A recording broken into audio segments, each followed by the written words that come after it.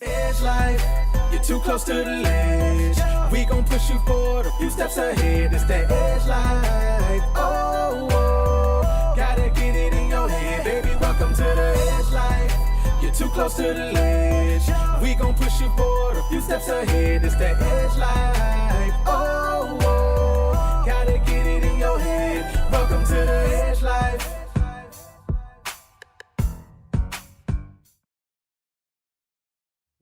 welcome to the Edge Live. You have made it. You have made it. You're you have here. made. Hey, we got to give them a round of applause, baby. Way to go. Y'all made it, man. We're super excited. Your team already won in the first game, or yeah. your team is out already. One of them. One of them.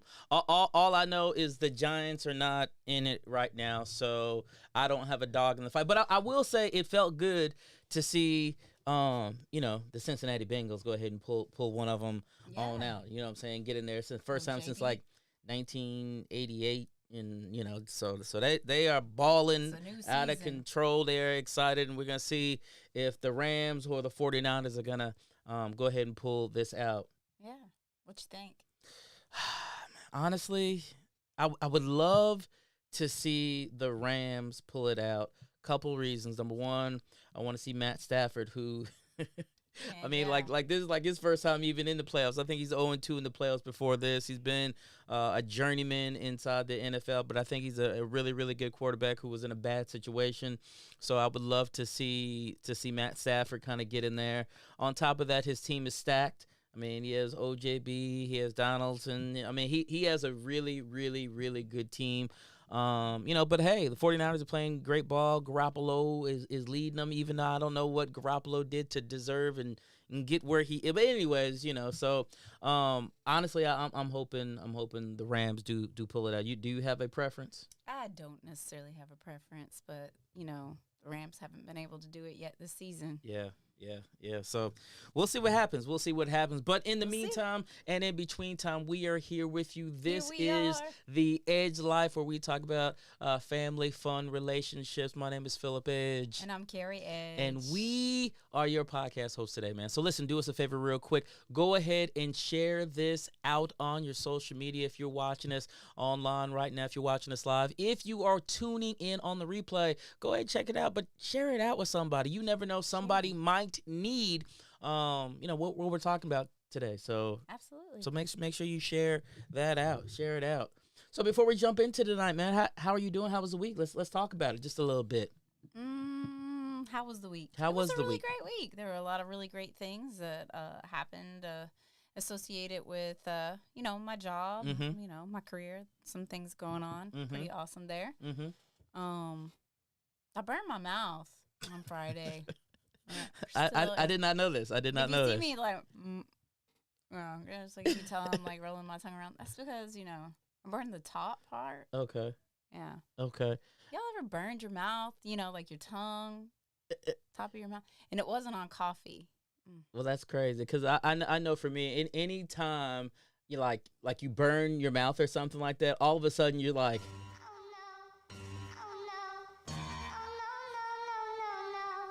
Like, for real. Yes. Cause but this man, y'all, can eat stuff that's so hot. He'll be like. That's how you got to do it. That's how you. I'm like, it tastes better. Would you just wait? It tastes better when you do it like that. No, it does not. You can't even taste it. Well, you get it down real quick and it's good. But you can't taste it. Who else likes to eat hot food? If you like to eat hot food, let us know in the comment section that you eat hot food. Like really, it just came out of the oven, kind of hot. Not like hot sauce hot, ghost pepper hot. Not like heat hot. If you like to eat your stuff hot, let us know. If you like it cool or cold, let us know inside the chat feature because I need to know. I need to know. Yeah. How about you? How was your week? Week was good. Got a lot accomplished this week. Just continuing to move and to jump and do a lot of things. Speaking of this week, we did kick off with the E Network. Yeah. That was super, super cool. So we have our kickoff event. It is happening tomorrow evening, 8 o'clock p.m., I believe. So if you have not tuned in to the E Network, you need to make sure you tune in to the E Network. Now, I know you're probably wondering, what in the world is the E Network? I'm sure they're trying to figure this out, right? I'm sure they're asking. What is the E Network? Well, I'm glad you asked. So let me tell you what the E Network is. Y'all check it out.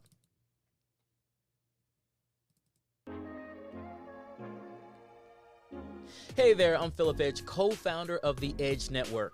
We created the Edge Network as a way to encourage, support, and develop Christian creatives and entrepreneurs, particularly those who know that there's more in life but feel lost, and in many instances are holding back because they feel that they can't bring their complete self anywhere they go. We do this through discipleship, workshops, coaching, accountability, and our signature 5 cornerstone matrix to keep you aligned. We use lordship, meaning Christ first, relationships where we speak about growing your family, financial stewardship, fellowship, and discipleship. The network is just here to help you navigate through your journey. We have a plan to grow this network to 1,000 Christian creatives and entrepreneurs by the end of 2022. As we embark on this journey, you can support us in 3 ways. Pray that the right people hear the heart and the intent of this network. Number 2, you could share this with those who you know who might fit this demographic of a Christian creative or entrepreneur. We greatly appreciate it. And third and finally, if you feel so compelled, you're a Christian creative, you're a Christian entrepreneur, and you're compelled right now, listen, I want you to subscribe to this growing network of other Christian creatives and entrepreneurs. For the first 100 members, you can join the network for literally less than the cost of a dozen donuts. We're talking $10 a month or $100 for the entire year, with your first 2 weeks being completely free. If you're a Christian creative or entrepreneur and you're looking to connect with like-minded people, we would love to invite you to come, to join the network and get the edge you need. Listen, in this journey, you don't have to do life alone. Welcome to the Edge Network.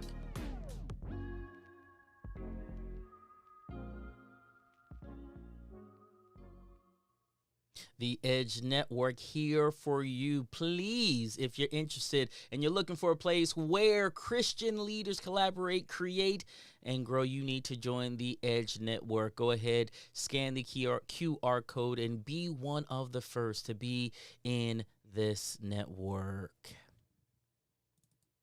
That's what it is. That's what it is. I'm excited. And Carrie always laughs at me because we talk about it costs less than the cost of a dozen donuts, and she's like, couldn't you say like an apple or something like that? But I didn't say an apple, but only my husband would say or equate the $10 to the cost of a dozen donuts. Well, Krispy Kreme is like $12 or so for a dozen. You would know that. I'm just saying. I mean, that's how much Krispy Kreme costs, and it's less than that. It is $10. And the cool thing about the E-Network is if you get in right now at the $10 a month cost right there, listen, it will never go up. And trust me, it is going up. So we want to make sure that you are involved in the E-Network. Yeah, make sure you get locked in. Make It's sure you get locked in. donuts. Yes, it is better. But donuts are pretty good. But it is better than donuts. So speaking of networking, tonight we have a topic as we're talking about community. Yeah, that's what the network is. Right, it is a community. It is, and it's interesting because we're in a season, we're in a place where so many people they're talking about they try to do things by themselves. They think they can do things alone. They're like, you know what? I can do I don't need nobody else. I can do this all by myself. And the reality is community is a big thing. Yeah. You know what I'm saying? Like there is so much that you can get out of community. And today we're really going to be talking specifically about the power of community. So I just want to jump into this topic and just first of all, I just want to get your thoughts. Like why do you think community is important, or why specifically do you think so many people are trying to do things by themselves? Yeah, I think, it's interesting kind of the times that we're in right now. I think we probably have more entrepreneurs than, we have in many, many years. I think COVID allowed people to see that they could do some things on their own, and also that, they liked to be at home. Right. They like to work from home. And so a lot of people ventured out on their own. But many people ventured out on their own only to realize that even though they have the passion, they may not have all the tools. Right. or the experiences that they need to have in order to be successful. But the good news is there's nothing new under the sun. Right. And that's why a community can be so very valuable. Mm-hmm. You know, community is a tremendous asset, especially when you're very intentional about it. Mm-hmm. And, you know, the E-Network, the Edge Network is a very intentional community. Yeah. Obviously, it has a specific niche, Right. if you will. So being intentional about who you connect with Mm-hmm. Mm-hmm. and the value that is can be added to you. Right. So community really is key. I know the organization that I lead, Elevation House, our entire mission is about ending isolation. Yeah. Both socially and economically, but ending isolation, it's not good biblically. We've said this a million times. It's You know, not good for man to be alone. It's not good for us to be alone. Right. Right. Mm-hmm. You know, and even talking about that specifically, you know, when we go back and we look at the Bible, you know, God was creating everything back in Genesis. You know, He's Mm-hmm. creating everything, and literally everything that He created, right? Day 1, day 2, day 3, so on and so forth, right? Everything He's creating, He's looking at it, right? After He gets done creating it, and He's like, "Oh, it's good. Oh, it's good. It's good." But you know, man was the first thing that He was looking at, and He's like, you know, Houston, we have a problem. And his Houston, we have a problem was simply Him saying, you know what? It is not good for man to be alone. Now, this isn't like just anybody saying this. This is God recognizing that His creation, the creation that He created in His image and His likeness, He recognized that it was not good for that creation to be alone, right? In isolation by itself. So it says, so He made a helpmeet suitable for him, right?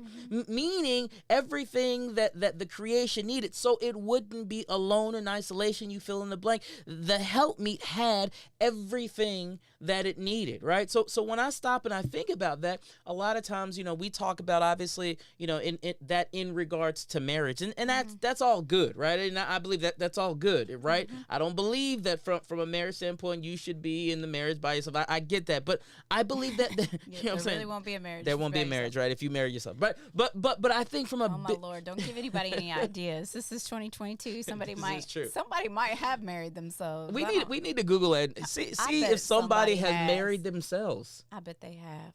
That I would hope they be got a prenup. That.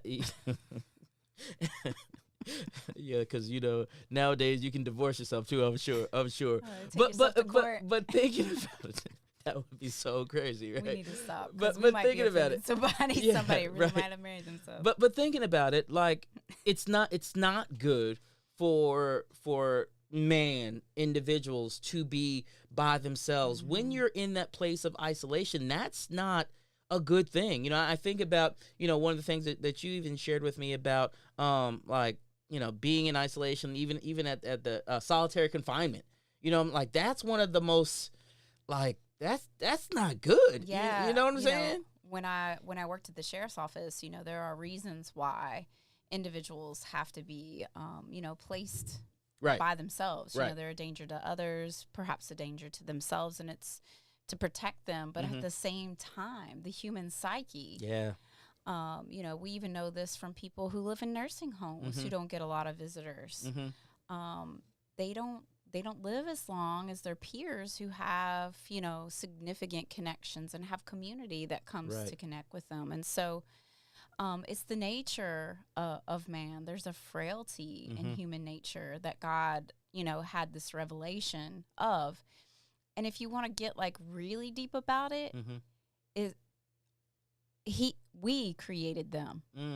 So the Bible says we. Yeah. Even God wasn't by himself. He wasn't by himself. He had Father, Son, and Holy Spirit. the Holy Spirit and Community. the Son. Yeah. He had a community. Yeah.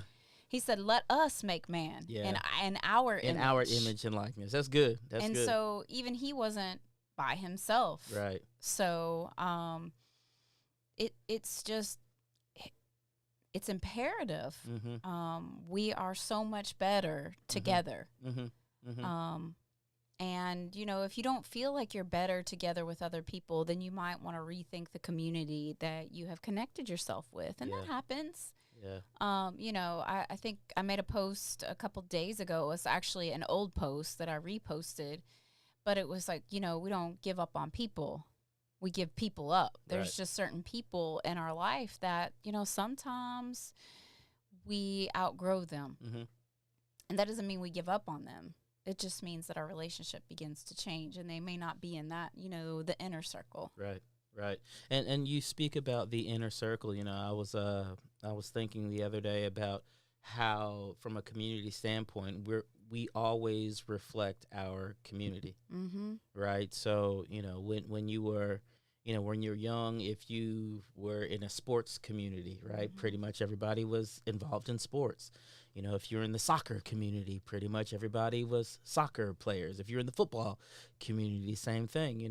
If you were around people and, they were the jocks, guess what? They were the jocks. If you're around people and, they drank all the time, guess what? You probably drank. You know what I'm saying? It's hard not to mirror, the people that you're correct, around all the time. Correct. So it's important that we recognize the company that we keep and the community that we have, because many times that community will either elevate you or keep you stagnant, or even worse, pull you down to places that you don't want to be. I was looking the other day, if you, I heard it said, if you're around millionaires, or if you're around 5 millionaires, eventually you will be the 6th.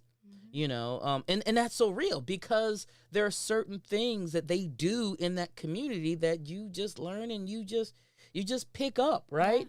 If you're around people, like I said, it's real hard. If you go to a place and everybody's praying, it's real hard not to pray. You know what I'm saying? Or at least be quiet. Right. You know what I'm saying? Like change your posture. Correct. But this is all in relation to the company and the community that you are surrounding yourself with. So there's something important about that community. And if you are in a place where you want something different, right?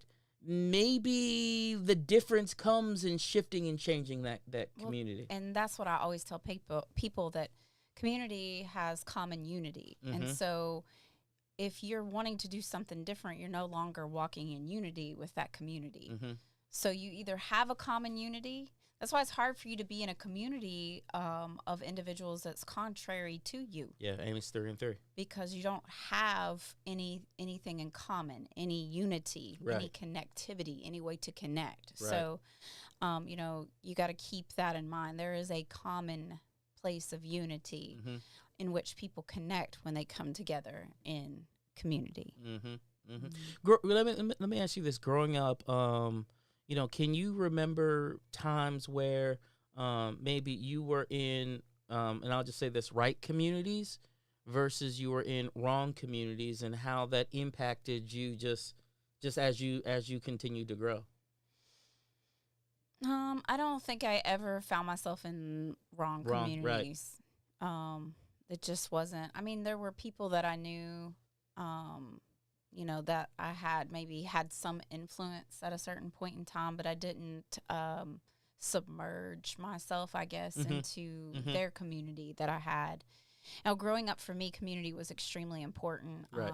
My parents were, very social, and my church became the place of common unity for us. It was through my church that I went to school. So I grew up in Louisville, Kentucky, and there are not as many now, but there are a lot of parochial schools. That's one of the things that Louisville is kind of known for. So I went to a Catholic school, and my parents had gone to Catholic schools, and so you kind of did everything within that community. Within the community, yeah. My dad was a football coach. He had coached at a couple of different schools. He coached at St. Agnes before I started going to school, and then he ended up coaching at St. Pius, where I spent most of my pre-high school years, because we did grade school. So it was all the grades up to high school. So it was really important. My parents played volleyball. Some of you listening, your parents played volleyball. Right. We had fish fries, we had church picnics, and I'm not talking about like a blanket. I'm talking like a carnival kind of picnic. So if you don't know, you don't know. It's not common everywhere. Right. But in Louisville, that's a part of the bigger community. Yeah. And so it seems foreign to other people, but it was the community we were connected to. Yeah. And so I kind of miss having that with my kids. Yeah.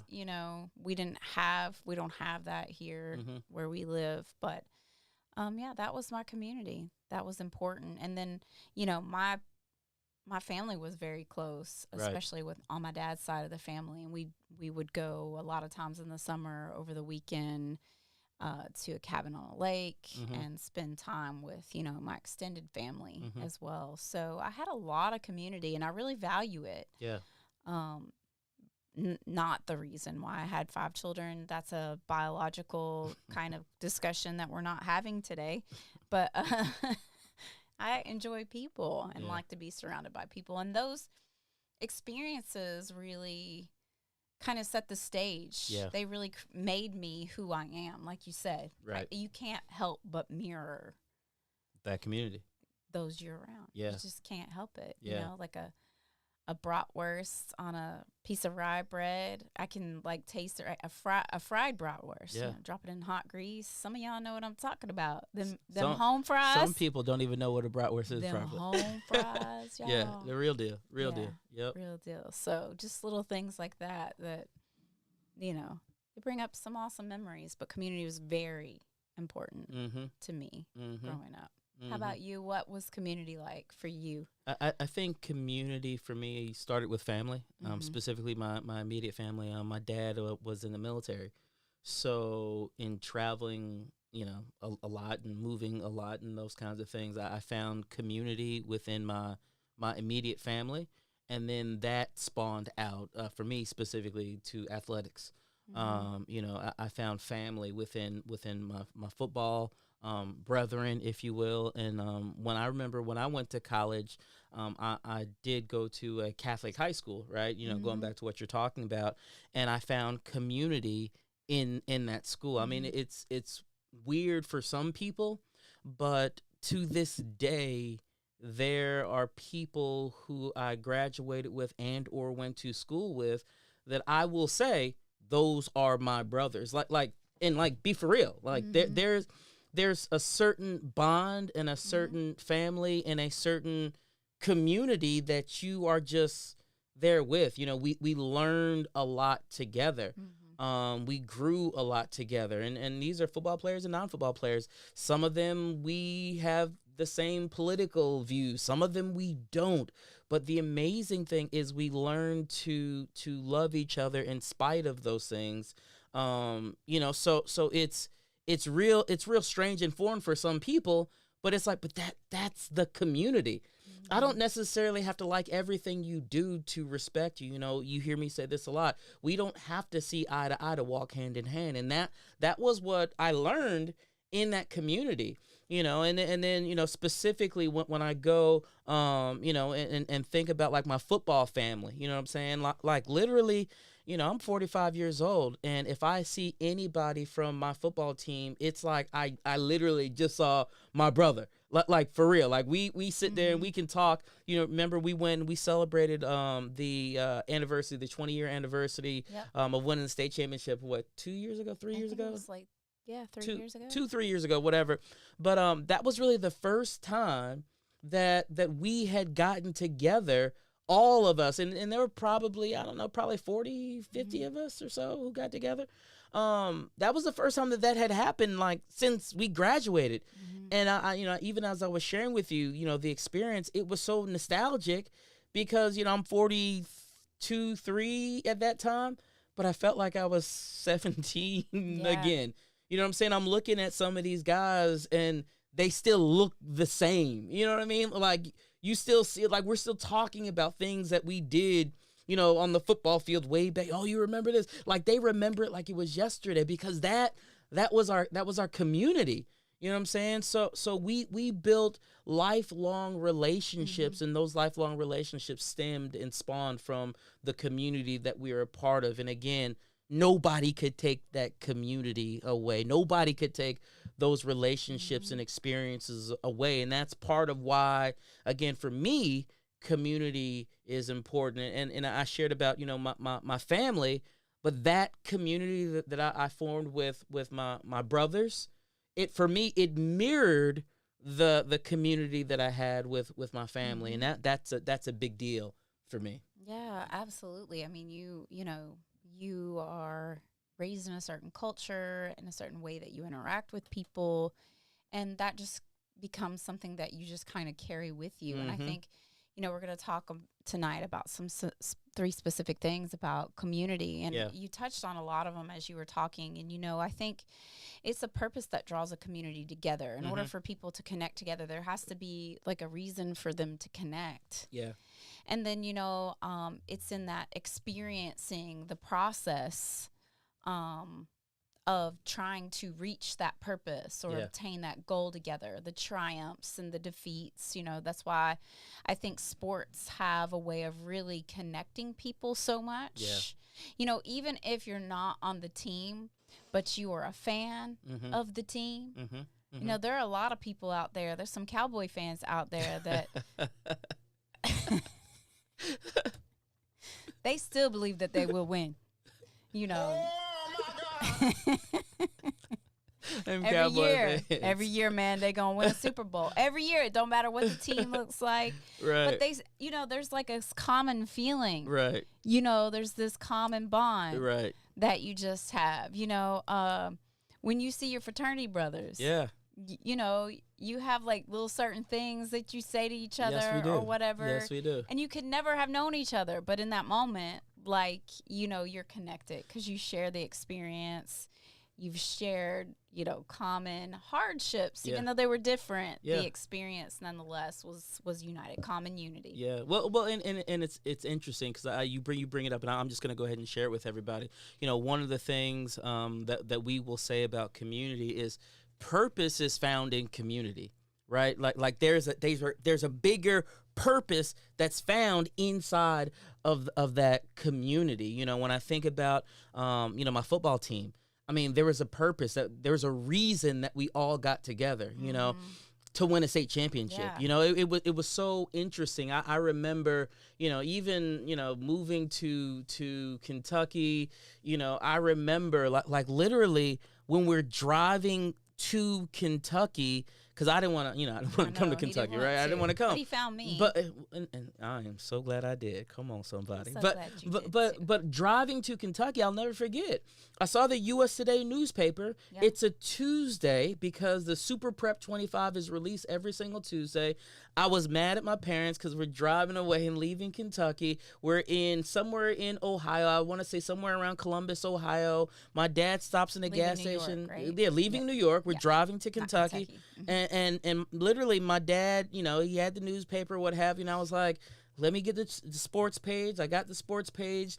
I'm flipping through. I get to the back of the sports page. The Super Prep Top 25 is there. And I looked and I saw a school, Louisville Trinity High School, and they were the number 2 ranked high school football team in the country.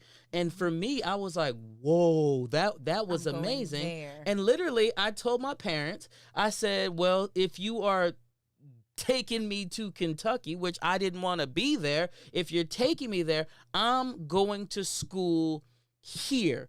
So at that moment, literally, I made up my mind. I'm going to school there. You know what I'm saying? Because there was a purpose. There was something that I wanted from that community of a school. Now, the interesting thing was that there were other young men. You know, I met, you know, my best friends, you know, through that same purpose. I'll never forget one of my best friends, Sean Johnson, right? I'm talking to him. He's like, where are you going? I was like, I'm going to Trinity. I'm like, where are you going? He's like, I'm going to Trinity. I was like, okay, cool. All right, let's go. We were on the way going, I'll never forget this. One of our football coaches, Jim Barrett, had us in his old truck, and we're driving in the truck, and we see Corey Taylor at the bus stop.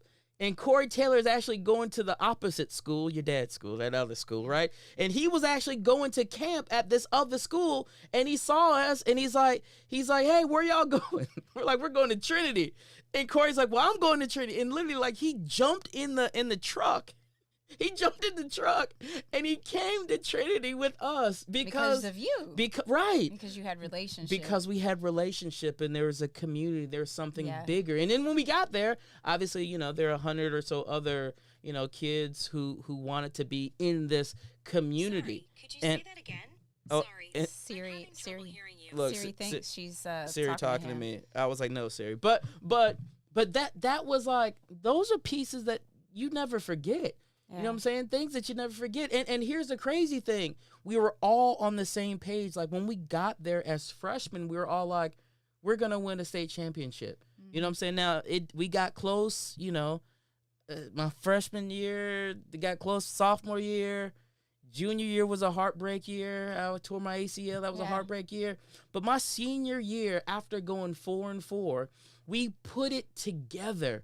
And we went on a run towards the end of the season, an unbelievable run, and we capped the high school career off with the state championship in that community. You know what I'm saying? Like our purpose came together from that community, and I think no matter where you are, your purpose is really pulled together when you are in a common place, as you say, with common unity. Yeah, and I think, you know, if we go outside of the sports analogy, of course, it's really easy to see, you know, and you sharing that story. But the other thing, you know, so every community has like an overarching purpose. Yes. And that's the thing that might initially draw you. But then what is amazing is that as you connect with the community, it begins to pull from you your purpose and your calling. So you'll find out real quickly whether or not you fit.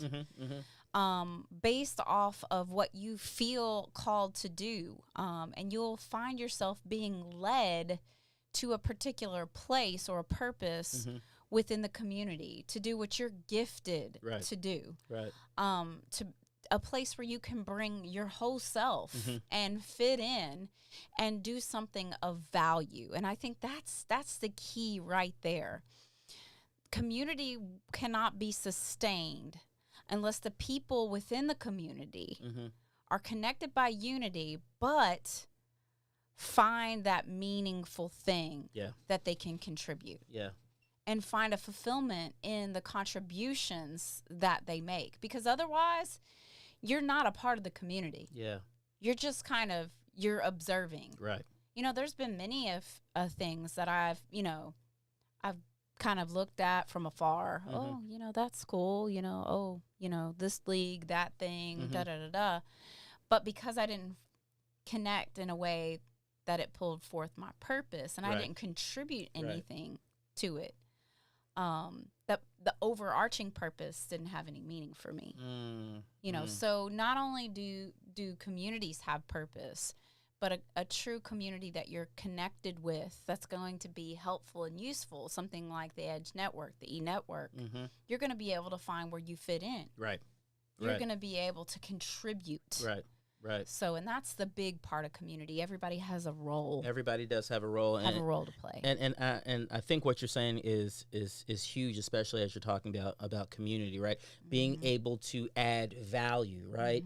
And when I can come and I can add my 2 cents, you know what I'm saying? It may not be a whole lot, but if I can just add my 2 cents and know that I'm accepted in that, because that's the other thing, you know, acceptance is found inside a community, right? So if I can come and add my 2 cents, and I'm accepted.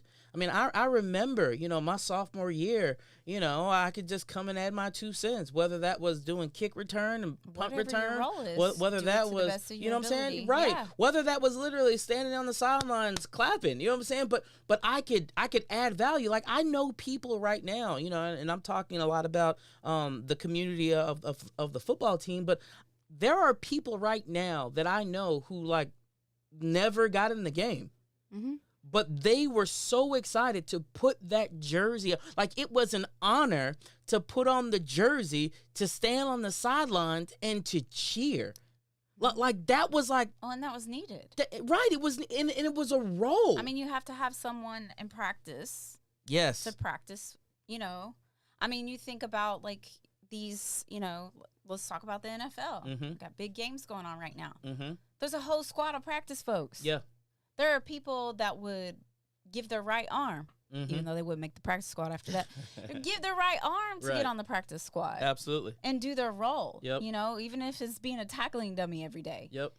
Just to be a part because you're contributing. That's what I'm saying.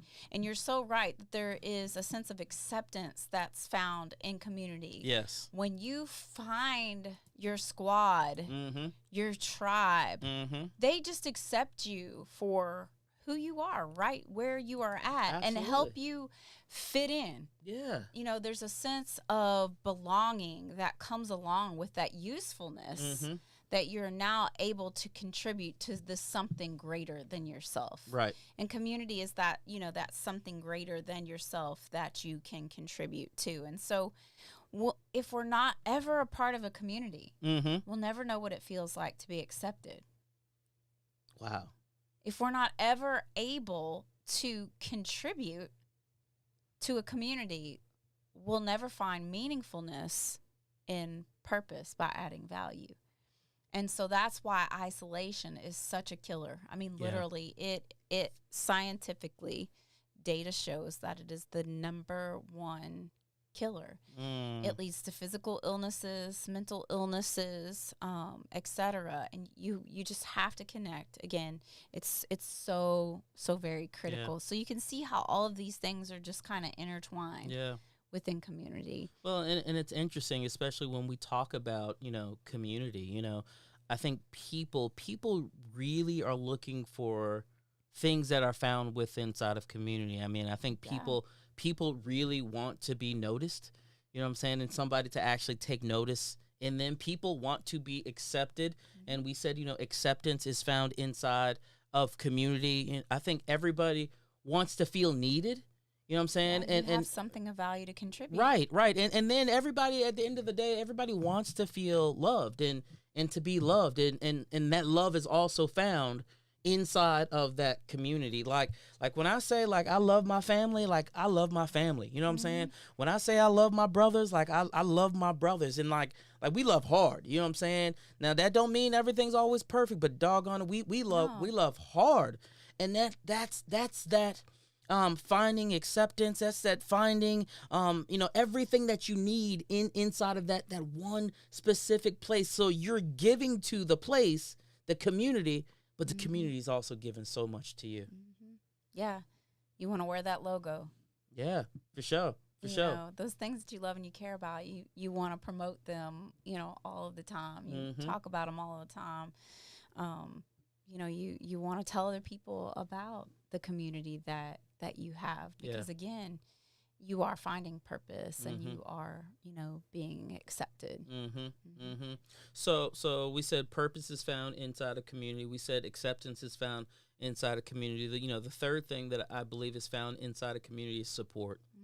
Particularly when there are times when you are down and out, when you don't feel like you can go on any further, there is support that comes that you can't get by yourself. Yeah. Like literally, when you are by yourself, you will talk to yourself and you will talk yourself out of stuff. You know what I'm saying? Well, I mean, and that's the other thing about community. When you're by yourself, like, there's no one there to, like, set you straight when you're going astray. Yeah.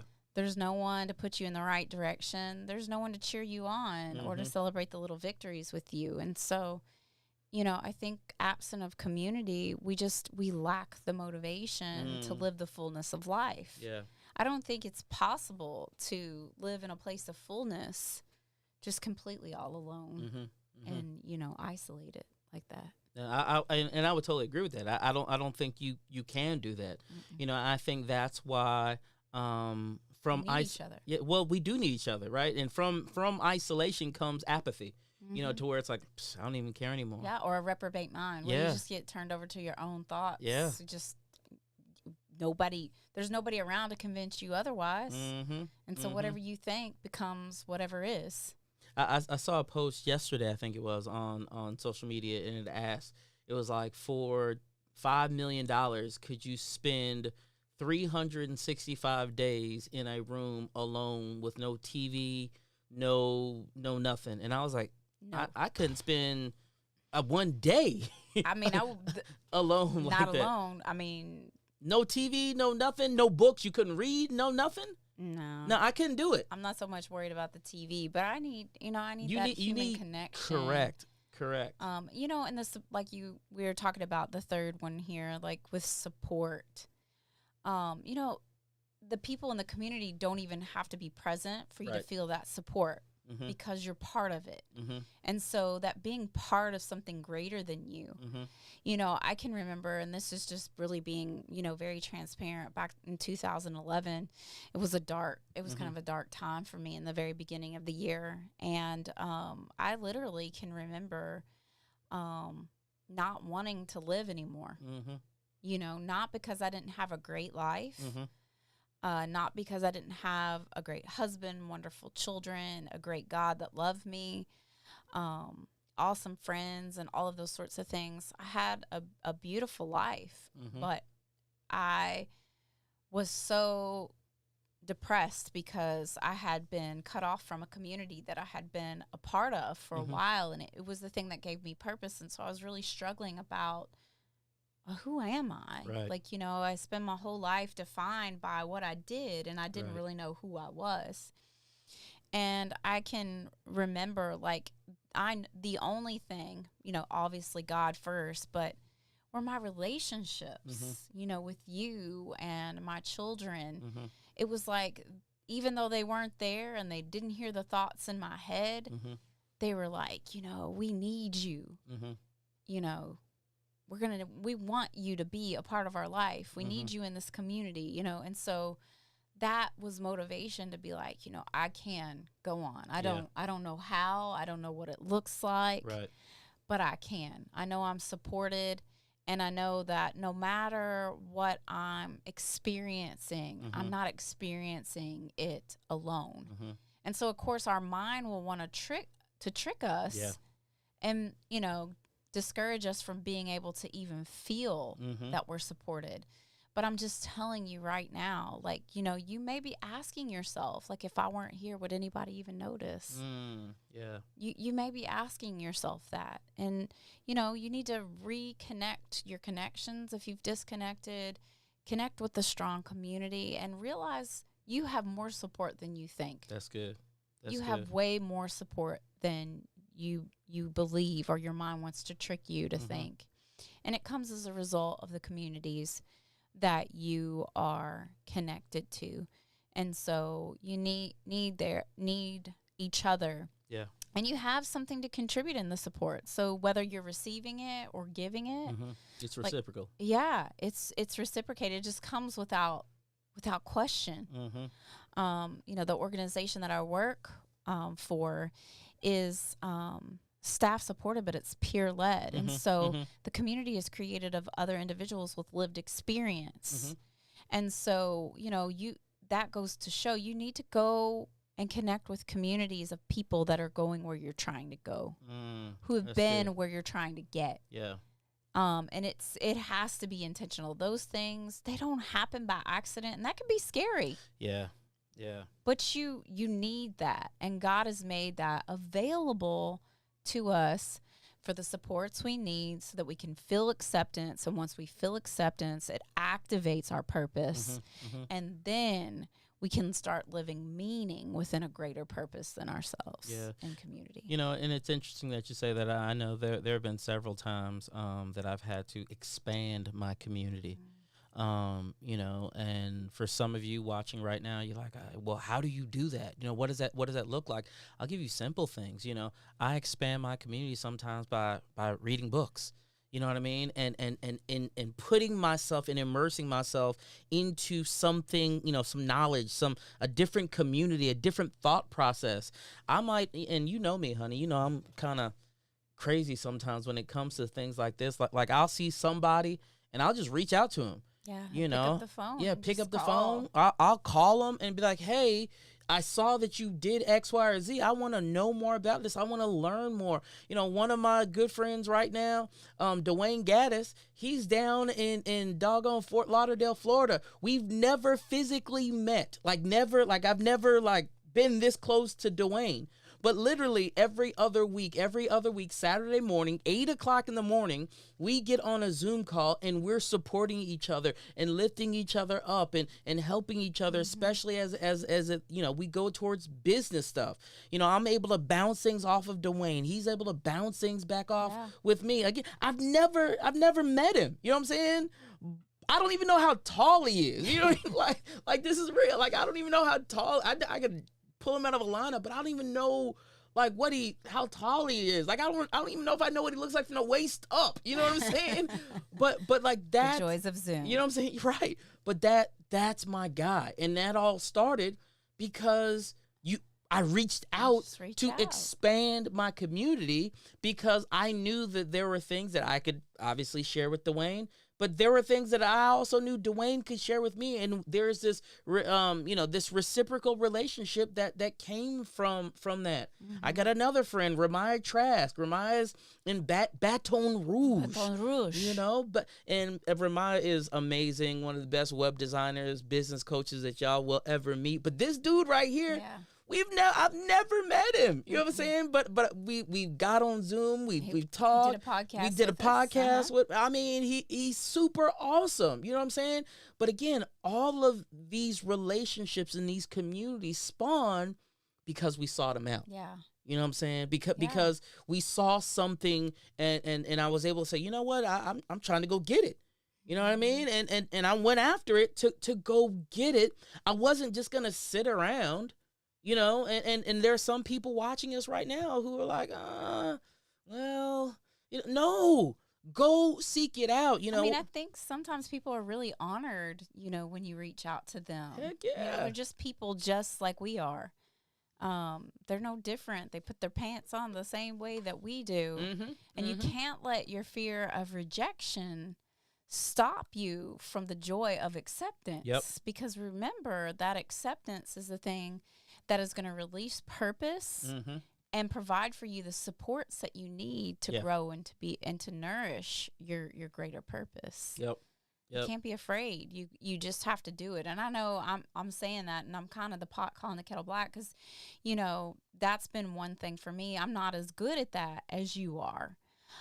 Because I do deal with some feeling rejected and abandoned at times. And so I just really want to encourage everybody, if there's, you know, there's someone that you just really feel would be a good mentor, just reach out to them. Absolutely. I mean, what does it hurt? Okay, so they say no. What's changed? Nothing at all. Nothing. What if they say yes? Everything. You know, everything has just opened up for you. It's a new opportunity. So what do you got to lose? Like, jump out there, stay connected. You need the circles, you know. Yeah. Jesus had the 12, but then he also had 3. Yeah, and he knew, that's right. He knew where to go. That's right. He knew, thanks. You got it. He knew who he needed to take where, at what times. And so he knew how to use the community that he was given. And literally, he changed the entire world for eternity. Y'all, the entire world for eternity. That's powerful. It's so powerful. Yeah. Yeah. So use your community, connect. Use your community, connect, and find like-minded people, right? Find people who have things that you are looking for. Expand your community. And I'll just say this. If you are a Christian entrepreneur or a Christian creative and you are looking for like-minded people, listen, I'm telling you right now, you want to be a part of the E-Network. The E-Network is the premier community for Christian creatives and entrepreneurs who are looking to grow, who are looking to share, and who are looking to be developed. You are only as good as your community.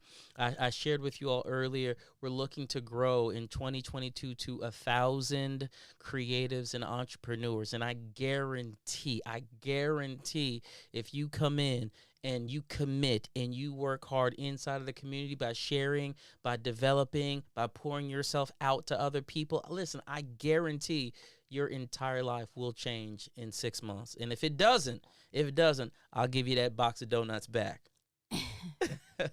Well, we already have a lot of really awesome, what we call our super friends connected to the network. Yeah. So we know, there's no shadow of a doubt in my mind, we know that you will get that value that you need to be added to your life, and that you too will be able to add value to others that you come in contact with. So whether it's with the e-network or another community, as you feel led to get connected, maybe there's a mentor out there you need to just send an email to, make a telephone call to.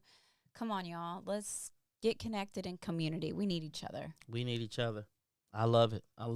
That's what we got for you today, man. Community, get plugged in. And with that being said, y'all, we will see you next Sunday. 8 o'clock, same time. Make sure you join in, you tune in, and you tell a friend. My name is Phillip. And I'm Carrie. This is The Edge Life, y'all. We'll holler at you next time. Peace. Edge life, you're too close to the ledge.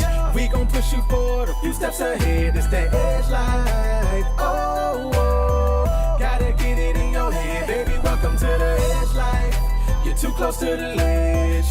We gon' push you forward a few steps ahead. It's that edge life.